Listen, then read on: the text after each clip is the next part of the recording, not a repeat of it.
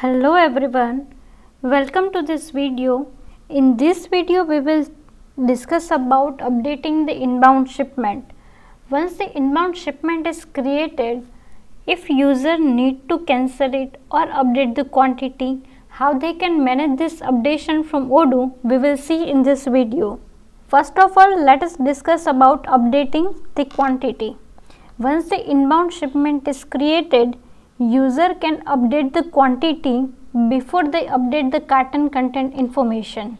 Here, as you can see in this particular screen, that I can see an option to update the shipment quantity before I have updated my carton content information.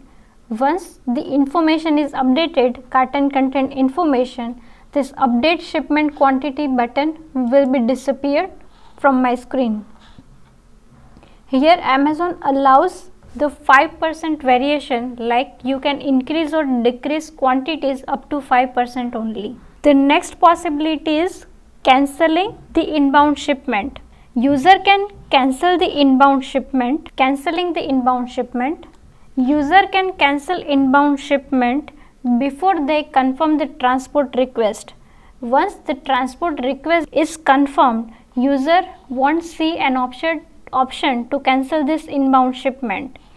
Here in this particular screen, you can see that my transportation status is estimated and I have yet not confirmed the request. That's why this cancel shipment button is visible on my screen.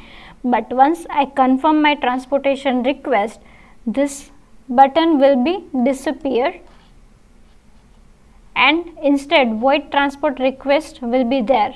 So once my request is confirmed, I can only void transport. In order to cancel this confirmed shipment, first I need to void my transport, and then after I can update my transport, then after I can cancel my shipment.